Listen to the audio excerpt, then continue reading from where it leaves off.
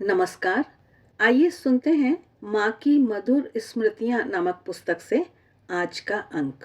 आज हम स्वामी शारदेशानंद जी की श्री श्री माँ शारदा देवी की मधुर स्मृतियों को सुनने जा रहे हैं। आज प्रस्तुत है प्रथम भाग, माँ के सामीप्य में स्वामी शारदेशानंद। महाराज कह रहे हैं कि जब मैं पहली बार माँ के दर्शन करने उद्बोधन गया, उस समय माँ गांव गई हुई थी, अर्थात जयराम बाटी। अतः उस बार मुझे माँ के दर्शन का सौभाग्य नहीं मिला। पूज्य गोलाप माँ उस समय वहीं थी। उनके दर्शन तथा प्रणाम करने पर जब उन्हें पता चला कि हम लोग इतनी दूर से कष्ट उठाकर आए हैं, तो उन्होंने खूब स्नेह और सहानुभूति प्रदर्शित की और यह कहकर दुख प्रकट करने लगी, आहा, माँ के दर्शन नहीं हुए। हम लोगों के यह कहने पर कि हम उन्हीं के दर्शन पाकर अर्थात गोलाप माँ के दर्शन पाकर आनंदित हैं, गोलाप माँ हंसते हुए बोली, मधु अभावे गुड़म दधात, अर्थात मधु के अभाव में गुड़ ही दे देना चाहिए। उस समय मैं माँ के बारे में विशेष कुछ नहीं जानता था। बस इतना ही सुना था कि श्री ठाकुर की सहधर्मिणी जीवित हैं और उद्बोधन में रहती हैं। भक्तगण उनका दर्शन करते हैं और किसी किसी भक्त को उन्होंने दीक्षा भी दी है। पर उद्बोधन में ही गोलाप माँ की बातों से समझ में आया कि माँ कुछ भिन्न प्रकृति की हैं और उनका दर्शन परम सौभाग्य की बात है। बाद में पूजनीय शरत महाराज को कहते सुना, माँ और ठाकुर क्या भिन्न हैं। इस युक्ति को सुनने के बाद मेरे मन में माँ के दर्शन की आकांक्षा प्रबल हो गई। इसके बाद माँ के दर्शन के लिए एक बार मैं गाड़ी में बैठकर हावड़ा स्टेशन तक गया, मगर जो मित्र गाड़ी हाँक रहे थे सहसा गिर गए और उनका एक हाथ टूट गया। तब उन्हें लेकर घर वापस लौट आना पड़ा था। इसके करीब 2 वर्ष बाद मेरे मित्र स्वामी ज्ञानानंद ने नवासन गांव से मुझे पत्र लिखा कि जयराम बाटी जाकर माँ के दर्शन और उनकी कृपा पाने की विशेष सुविधा है। इसी बीच मेरे 2 विशेष शुभ चिंतक मित्रों ने माँ की कृपा प्राप्त की। एक ने उद्बोधन में और दूसरे ने जयराम बाटी में। उनसे मैंने माँ की बातें सुनी। एक दिन स्वप्न में माँ के दर्शन हुए। आकस्मिक रूप से माँ के 3 फोटो भी मिले।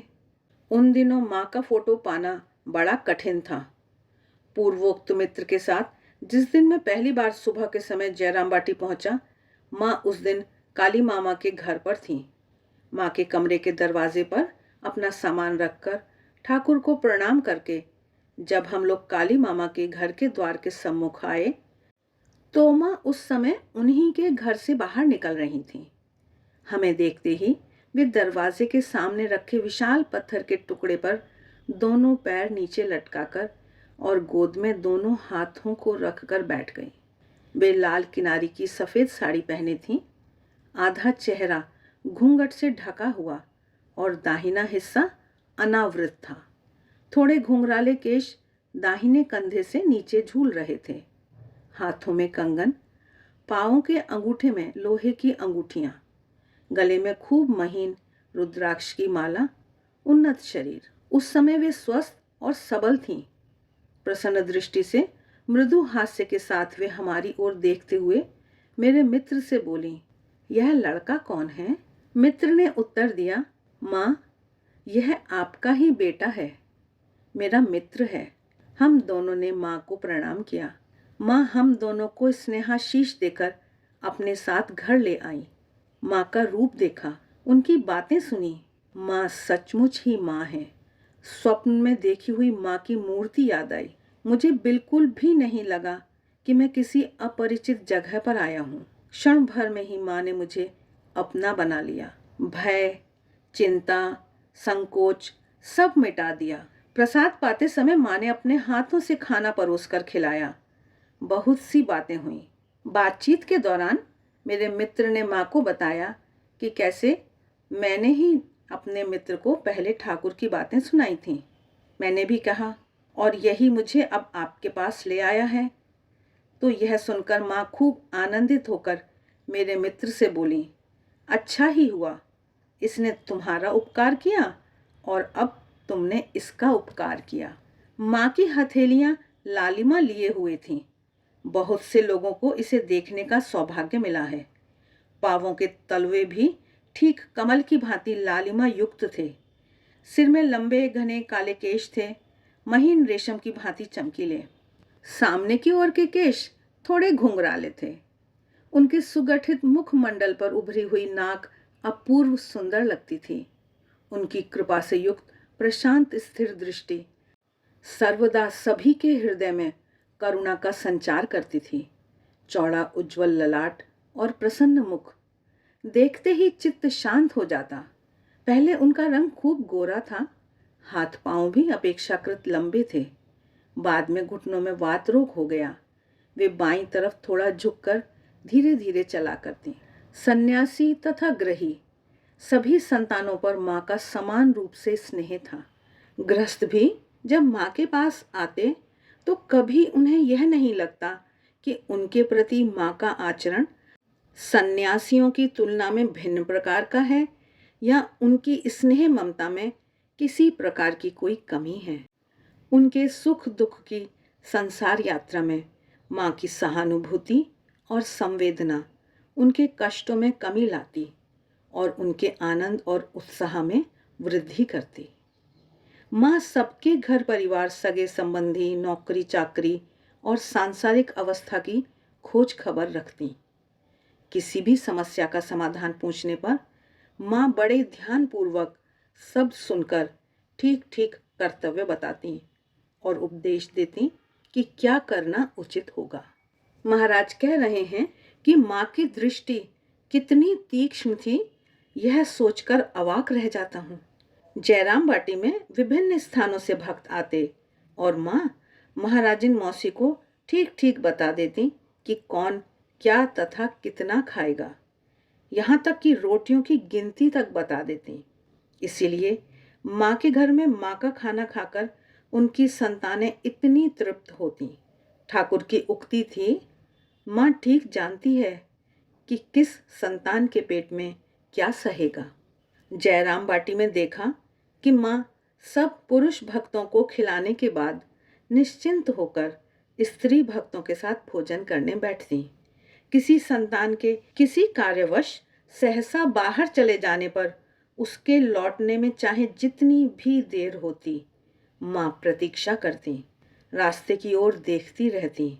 आगे बढ़कर खड़ी खड़ी कहती, बच्चे ने अब तक खाया नहीं, भूख से कष्ट पा रहा होगा। परंतु उद्बोधन में बड़ी कठिन समस्या थी। लड़कों को बिना खिलाए माँ खाती ही न थी। और फिर गुरुगत प्राण निष्ठावान भक्त शारदानंद इष्ट देवी के खाने के पूर्व स्वयं भला कैसे खाते। इसीलिए ऐसी अवस्था हुई कि एक ही समय माँ एक कमरे में महिला भक्तों को लेकर भोजन करने बैठेंगी और शरत महाराज स्वामी शारदानंद जी दूसरे कमरे में पुरुष भक्तों के साथ बैठेंगे। माँ गांव में बड़ी हुई थीं, अतः उन्हें देर से खाने की आदत थी और शरत महाराज को भी हाथ का कार्य समाप्त करते करते देर हो जाती। ठाकुर का प्रसाद पहले माँ की थाली में परोसा जाता। माँ शीघ्रता से उसे मुंह में डालकर उसे महाप्रसाद बना देती। गोलाप माँ उसे लाकर महाराज को देती। भाग्यवान भक्त लोग भी उस प्रसाद से वंचित नहीं रहते थे। जयराम बाटी में एक बार माँ के जन्मदिन पर भक्तों को इच्छा हुई कि माँ आज पहले खाएंगी और शिष्यगण बाद में प्रसाद पाएंगे। उनमें से एक व्यक्ति में उत्साह की मात्रा थोड़ी अधिक थी। उसने आगे आकर माँ के सम्मुख अपनी इच्छा जताई। आज माँ ने किसी प्रकार की आपत्ति न जताते हुए अपनी मौन सहमति दे दी। ठाकुर को भोग देने के पश्चात समस्त प्रसादी खाद्य पदार्थों को थाली में सजाने के बाद आसन के सम्मुख रखकर जब माँ को बुलाया गया तो वे धीरे धीरे यंत्र चालित सी आकर आसन पर बैठ गईं। उन्होंने करुणापूर्ण दृष्टि से पूरी सामग्री को देखा। सब में से थोड़ा थोड़ा उठाकर मुंह से लगाया। इसके बाद उनके सामने जो संतान खड़ा था उसके मुंह की ओर देखकर बड़े कातर भाव से बोली, बच्चों को खिलाए बिना गले के नीचे नहीं उतर रहा है। तुम लोग जल्दी से अपने खाने की व्यवस्था करो। इतना कहकर वे हाथ मुंह धोकर उठ गईं और अपने कमरे में आकर दरवाजे की चौखट पर लड़कों को भोजन करते देखने बैठी। पहले से ही सारी व्यवस्था हो चुकी थी, अतः क्षण भर में ही लड़के खाने बैठ गए। माँ के प्राण शीतल हुए। जिस बुद्धू संतान ने अग्रणी होकर आज माँ को खाने के लिए राजी किया था और विशेष आनंदित था, उसे क्षण भर में ही होश आया कि हाय, यह मैंने क्या कर डाला। आज माँ का भोजन नष्ट कर दिया। प्रतिदिन की भांति पुरुष भक्तों को पहले खिलाकर बाद में महिला भक्तों के साथ ही उन्हें खिलाना उचित होता, तभी वे निश्चिंतता से खा पाती। हाय, हम लोग तो ऐश्वर्य के दास हैं, इस मधुर लीला को भला कैसे समझेंगे। हम उन्हें देवी के रूप में समझकर पूजा भोग राग की व्यवस्था करके अपनी ऐश्वर्य लीला का रसास्वादन करते हैं, लेकिन जिन्होंने समस्त ऐश्वर्य का आवरण भेद कर शुद्ध माधुर्य में नर देह धारण की है, अपना स्नेहामृत पान कराने के लिए हम लोगों की माँ के रूप में आई हैं। हम भला इस बात पर विश्वास करना तो दूर, इसे समझ भी कहाँ पाते हैं। संतानों की सुख सुविधा की ओर माँ की तीक्ष्ण दृष्टि थी। लड़कों का सूखा चेहरा, दीन वेश, क्षीण शरीर माँ देख पाती थी। भोजन के बाद सभी पान खाएंगे, इसलिए माँ स्वयं पान बनाकर रख देती और जो लोग ज्यादा पान पसंद करते उन्हें ज्यादा पान मिलते। लड़कों को मुंह भर पान खाते देखकर माँ बड़ी खुश होती। लड़कों का बिना किनारी की सादी धोती पहनना माँ को बिल्कुल पसंद न था। भक्त लोग उन्हें महीन किनारी वाली अनेक धोतियां देते, मगर उनकी ज़रूरतें बहुत कम थीं, इसलिए माँ ये कपड़े बड़े आनंदपूर्वक लड़कों में वितरण कर देती। माँ जानती थी कि लड़कों में कोई कोई शौकीन है, उनको वे वैसा ही वस्त्र देती। किसी किसी के वस्त्र जल्दी फटते थे, माँ उन्हें ज्यादा कपड़े देती।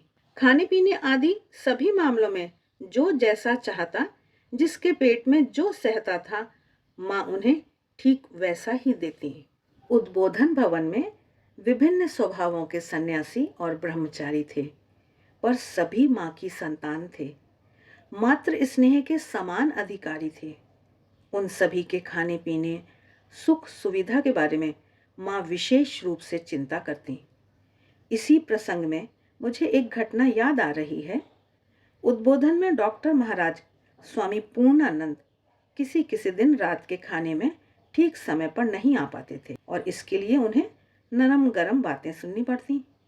एक दिन बहुत देर करने पर उन्हें थोड़ी अधिक डांट फटकार पड़ते देखकर माँ ने उन्हें एक किनारे आड़ में बुलाकर स्नेहपूर्वक देर से आने का कारण पूछा। स्वामी पूर्णानंद जी माँ का स्नेह पाकर रो पड़े और बोले, महाराज अर्थात स्वामी ब्रह्मानंद का आदेश है, ठीक ठीक गिनती पर ध्यान रखकर रोज 10,000 जप करोगे और गलती होने पर फिर से 1 से गिनते हुए जप करोगे। गिनती भूलने पर जप का फल राक्षस खा जाता है। राक्षस के खाने की बात सुनकर माँ हंसते हुए बोली, बेटा तुम लोग अभी लड़के हो, एकाग्र चित्त होकर जप करने के लिए राखाल ने ऐसा कहा है, पर बेटा मैं कह रही हूँ, खाने की घंटी बजने पर तुम ठीक समय से आकर खाओगे। जबकि संख्या पूरी ना होने पर भी दोष नहीं लगेगा। बाद में दोबारा सुविधा अनुसार जप कर लेना। माँ का भरोसा पाकर स्वामी पूर्णानंद निर्भय हुए और खाने के लिए ठीक समय पर आने लगे। प्रतिदिन सुबह पूजा करने के बाद माँ प्रसादी मिश्री का थोड़ा सा शरबत ग्रहण करती। सदा से यह उनकी दिनचर्या का अंग था। नाश्ते के समय वे थोड़ा सा मुंह में डालकर ही बाकी सब संतानों को खिला देती। जयराम बाटी की वह सुमधुर पुकार मुझे अब भी याद आती है, बेटा समय हो गया है, आओ नाश्ता कर लो। यह पुकार मानो अब भी कानों में गूंजती है और प्राण आकुल हो उठते हैं। इच्छा होती है कि पक्षी बन जाऊं और उड़कर वहां उसी बरामदे में पहुंच जाऊं, जहां आसन बिछाकर पानी का गिलास और कटोरे में गुड़ लाई, पत्तल में प्रसादी फल मिठाई रखकर माँ दरवाजे की ओर स्नेह भरे नेत्रों से व्यग्र होकर बछड़े की प्रतीक्षा में रत गाय की भांति निहार रही होती। लेकिन वह सौभाग्य दोबारा लौटकर आने से रहा। पूरी दुनिया में खोजने पर भी वह मातृ स्नेह कभी नहीं मिलेगा। लड़कों का नाश्ता हो जाने पर महिलाओं का नाश्ता देकर माँ स्वयं भी थोड़ा सा ग्रहण करती। भक्तगण जो फल मिठाई ले आते वह तो दूसरों को ही मिलता, स्वयं वे थोड़ा सा ही मुख में डालती। थोड़े से मुरमुरे से ही उनका जलपान होता। बाद में दांत गिर जाने के बाद वे मुरमुरे चबा नहीं पाती थीं, इसलिए उन्हें आंचल में डालकर लोहे से कूट लेती और नवासन बहू को बुलाकर कहती, बहू थोड़ा सा नमक मिर्च देना। जयराम बाटी में माँ के घर में साधारण मध्यम वर्गीय परिवार के समान खाना बनता। सुबह मुरमुरे, दोपहर में मध्यम श्रेणी के चावल के भात, उड़द की दाल, पोस्ता, एक तीखी सब्जी, थोड़ी चटनी और कभी कभी शाक, रसेदार सब्जी या तली हुई सब्जी बनती।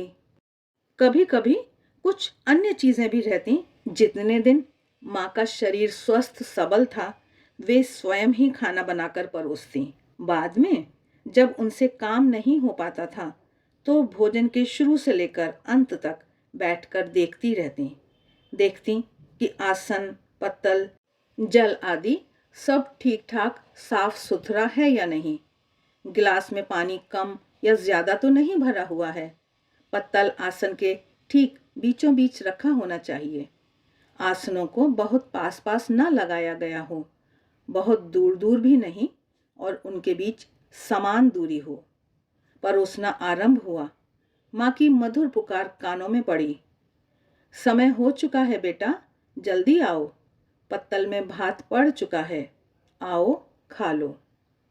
लड़कों को आने में थोड़ी देर हो रही है। हाथ का काम खत्म किए बिना वे नहीं आ पा रहे हैं। माँ पत्तल के आगे बैठकर आंचल से मक्खियां उड़ा रही हैं। लड़के खाना खा रहे हैं। माँ के चेहरे तथा आंखों से आनंद मानो छलक रहा है। मधुर स्वर में पूछ रही हैं, कैसा बना है? किसी के पत्तल में भात नहीं है, किसी में दाल कम है। देखकर जिसकी जैसी रुचि है उसी के अनुसार माँ सबको भरपेट खिला रही हैं। किसी नए भक्त बालक के हृदय में आकांक्षा है कि माँ का प्रसाद मिले। माँ ने उसे समझा बुझाकर पहले ही खिला दिया। बोली, अभी बैठकर भरपेट खा ले, मेरे खाने में अभी देर है। मैं तेरे लिए प्रसाद रख दूंगी, बाद में तुझे मिल जाएगा। दोपहर में माँ थोड़ा दूध भात भी खा लेती। उस दिन सभी सब्जियों में से थोड़ा थोड़ा मुंह में डालने के बाद एक कटोरी में दूध लेकर उसमें थोड़ा सा भात सान लिया। उसमें से थोड़ा अपने मुंह में डालने के बाद उन्होंने उस प्रसाद प्रार्थी भक्त को बुलाया। उसके आ जाने पर वे प्रसन्न होकर बोली, बेटा यह लो, प्रसाद मांग रहे थे ना, बैठकर तृप्ति पूर्वक खाओ। संतान के प्राण शीतल हुए। माँ को भी परम आनंद आया। ऐसा भी हुआ है कि किसी भक्त के मन में माँ का प्रसाद पाने के लिए बहुत आग्रह देखकर माँ ने हाथ में एक मिठाई ली और ठाकुर को उसका दृष्टि भोग देने के बाद अपने जिह्वाग्र से स्पर्श कराकर अत्यंत स्नेहपूर्वक संतान को देकर बोली, बेटा प्रसाद खाओ। माँ के जयराम बाटी के घर में रात को खाने में रोटी सब्जी, गुड़ और थोड़ा दूध रहता था। रोटियां बहुत अच्छी बनती। माँ स्वयं अपने हाथों से आटा सानती, खूब मुलायम होने तक गूंथती रहती आटे को। संध्या के बाद ठाकुर को भोग देने के बाद वे भोजन को अच्छी तरह ढककर अपने पास लिए बैठी रहती ताकि ठंडा ना हो जाए। लड़के थोड़ी रात होने पर खाएंगे, शाम को ठाकुर का नाम लेंगे, उनका स्मरण करेंगे और थोड़ी रात हुए बिना भूख नहीं लगती, इसलिए भरपेट नहीं खा सकेंगे। इसलिए माँ प्रतीक्षा कर रही हैं। दीपक टिमटिमा रहा है। ठाकुर को धूप देकर प्रणाम करके दीपक को धीमा करके माँ पैर फैलाए बैठी रहती। उनका मन कहाँ किस राज्य में विचरण करता रहता कौन जाने, केवल निस्तब्धता। महाराज कह रहे हैं कि मैं प्रतिदिन माँ की ठाकुर पूजा के लिए फूल बेलपत्र आदि तोड़ लाता। एक दिन मैं तुलसी की पत्तियां लाना भूल गया। इस पर माँ अत्यंत दुखी होकर बोली, तुलसी नहीं लाए? तुलसी कितनी पवित्र है, जिसमें डालो उसी को शुद्ध करती है।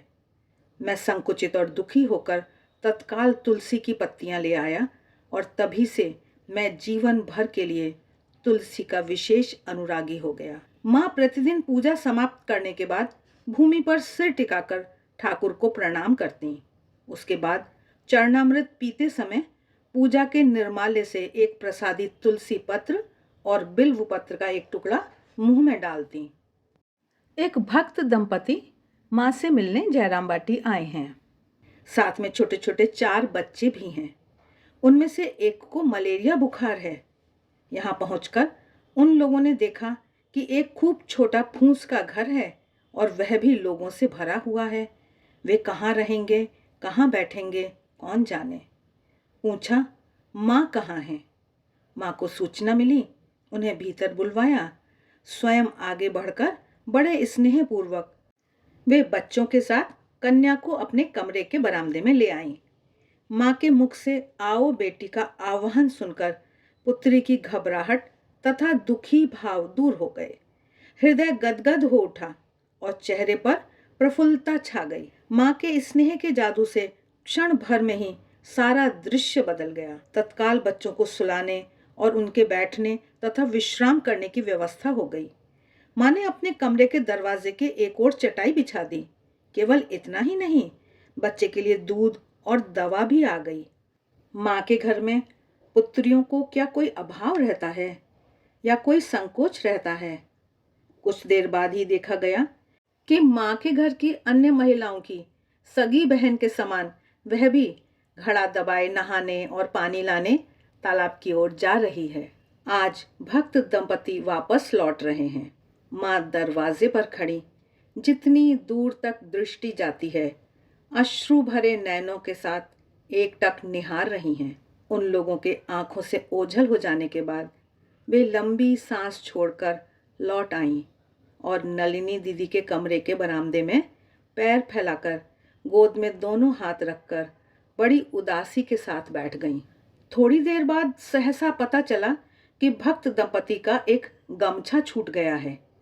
माँ उसे देखकर खेद व्यक्त करने लगी। सेवक संतान अर्थात स्वामी सारदेशानंद जी ने तत्काल वह गमछा उठाया और उन्हें देने चल दिया। उस समय तक वे लोग ज्यादा दूर नहीं गए थे। गमछा देखकर वे लोग लज्जित हुए और संतान के प्रति कृतज्ञता प्रकट करते हुए गमछा लेकर पुनः सहर्ष चल पड़े। संतान ने लौटकर माँ को सारी बात कही तो उनका मन भी प्रसन्न हो गया। इसके बावजूद माँ शोकातुर हृदय के साथ पूर्वोक्त स्थान पर ही बैठी रहीं। संतान अर्थात स्वामी सारदेशानंद जी बाहर के कमरे में विश्राम करने जा रहे थे कि सहसा उन्होंने माँ के रोने की आवाज़ सुनी। आहा, मेरी बच्ची, कल वह नहाकर क्या पहनेगी? जैसे ही साड़ी खोजेगी याद आएगा कि माँ के यहाँ छोड़ आई हूँ। संतान व्यग्र होकर माँ के सामने खड़ा हो गया। उन भक्त महिला ने नहाने के बाद अपनी गीली साड़ी तालाब के किनारे सूखने को डाल दी थी। जाते समय याद नहीं रहा, ले जाना भूल गई थी। इतनी देर तक माँ ने अपने हृदय में जो शोक दबा रखा था अब फूट पड़ा। वे रोते हुए खेद प्रकट करने लगी। किसी निसंतान महिला ने कटु स्वर में कहा, लड़की क्या क्या संभाले, इतने बच्चे कच्चे हैं। उसकी कठोर वाणी ने माँ का शोक और भी बढ़ा दिया। आंसू बहाते हुए रुधे कंठ से वे कहने लगी, भूल होने की तो बात ही है, मन क्या छोड़कर जाना चाहता है? बस एक ही रात तो बेटी माँ के पास रह पाई, जी भरकर 2 बातें भी नहीं कर सकी। संतान द्वारा कपड़े की ओर देखते ही नलिनी दीदी आदेश के स्वर में बोल उठी, यह एक बार तो दौड़ चुका है, अब फिर नहीं जाना है। अब तक वे लोग काफी दूर भी निकल गए होंगे। माँ की अवस्था देखकर संतान स्थिर नहीं रह सका। साड़ी को हाथ में लेकर वह माँ से बोला, बहुत दूर नहीं गए होंगे, मैं अभी देकर आता हूँ। माँ का चेहरा खिल उठा। स्नेह भरे स्वर में वे बोली, बेटा धूप है, छाता लेते जाओ। भक्त लोग बहुत दूर चले गए थे। उसे दौड़कर आते देखकर वे परम विस्मित हुए और साड़ी देखकर उन्हें याद आया कि उसे धूप में सूखने को डाला था और उठाना भूल गए थे। भक्त दंपति लज्जित होकर बड़े विनय पूर्वक खेद प्रकट करते हुए बोले कि इतनी तकलीफ उठाकर साड़ी लाने की जरूरत नहीं थी। जब संतान ने मां के दुख और उद्वेग की बात बताई तब पहले तो उनका मन विस्मित और स्तंभित हुआ और फिर मां का स्नेह देखकर उनका शरीर पुलकित और हृदय विगलित हो उठा। यह तो बनाई हुई मां का संतान के प्रति स्नेह नहीं था। इतने अल्प समय में ऐसी घनिष्ठता हो जाना संभव नहीं है। थोड़ी देर की मुलाकात थी, लेकिन जो स्नेह का स्पर्श उन लोगों ने पाया वह चिरस्थायी था। यह मानो सदियों से भटकती मां से बिछुड़ी हुई संतान का मां से पुनर्मिलन था। आज के लिए बस इतना ही। स्वामी सारदेशानंद जी की स्मृतियों का अगला भाग हम अगले अंक में प्रस्तुत करेंगे। आशा है आपको यह वीडियो अच्छा लगा है। वीडियो अच्छे लगते हैं तो लाइक का बटन ज़रूर दबाएं, कमेंट बॉक्स में कमेंट करके बताएं।